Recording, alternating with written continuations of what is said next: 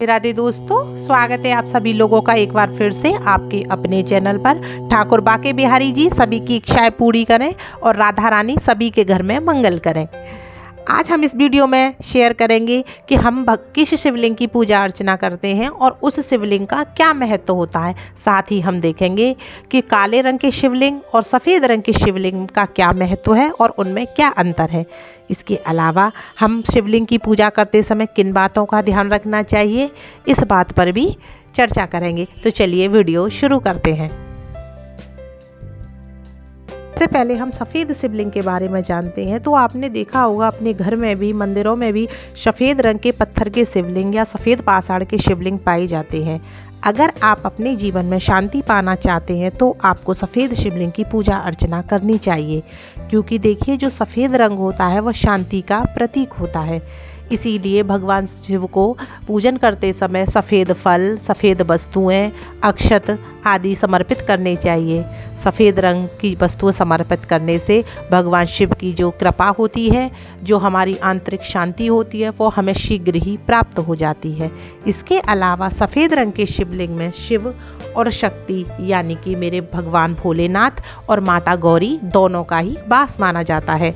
अगर आप सफ़ेद शिवलिंग की पूजा अर्चना कर रहे हैं तो यह माना जाता है कि आप भगवान शिव और भगवान के साथ साथ माता रानी की भी पूजा अर्चना कर रहे हैं। इसीलिए हमें सफ़ेद शिवलिंग की पूजा अर्चना करनी चाहिए। इसे करने से भगवान शिव और माता गौरी दोनों ही प्रसन्न होते हैं।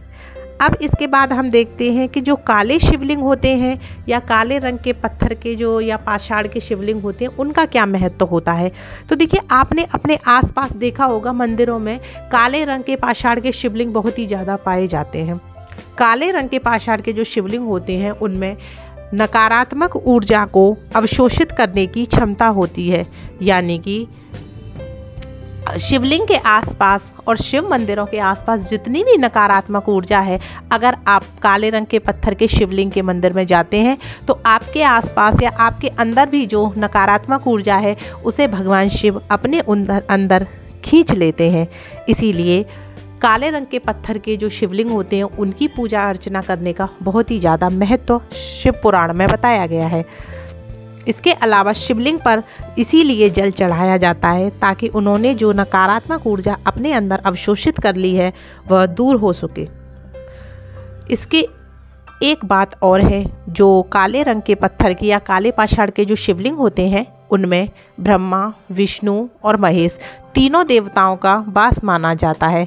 यानी कि अगर आप काले रंग के पत्थर के शिवलिंग की पूजा अर्चना करते हैं तो ये माना जाएगा कि आप ब्रह्मा, विष्णु और महेश तीनों देवताओं की पूजा अर्चना कर रहे हैं। काले रंग के पत्थर के शिवलिंग में ब्रह्मा जी अपने 4 मुखों के साथ विराजमान रहते हैं, भगवान शिव 5 मुखों के साथ विराजमान है और भगवान विष्णु अपने हजारों मुखों के साथ शिवलिंग में विराजमान रहते हैं। अब इस वीडियो में भी हम ये देखते हैं कि हमें शिवलिंग की पूजा करते समय किन बातों का ध्यान रखना चाहिए।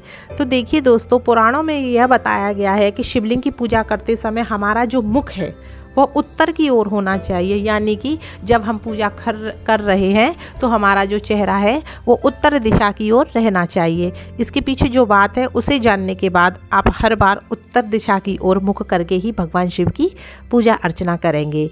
तो शिव पुराण में कहते हैं कि जो पूर्व दिशा की ओर खड़े होकर या बैठकर शिवलिंग की अगर हम पूजा अर्चना करते हैं तो इससे भगवान शिव के सामने का जो भाग है वह बाधित होता है, यानी कि रुक जाता है, जो कि शुभ फलदायी बिल्कुल भी नहीं होता। इसके अलावा उत्तर दिशा की ओर बैठकर या खड़े होकर पूजा करने से देवी पार्वती का भी अपमान होता है, क्योंकि यह शिव का वायां भाग पड़ता है जो देवी माता का स्थान माना जाता है।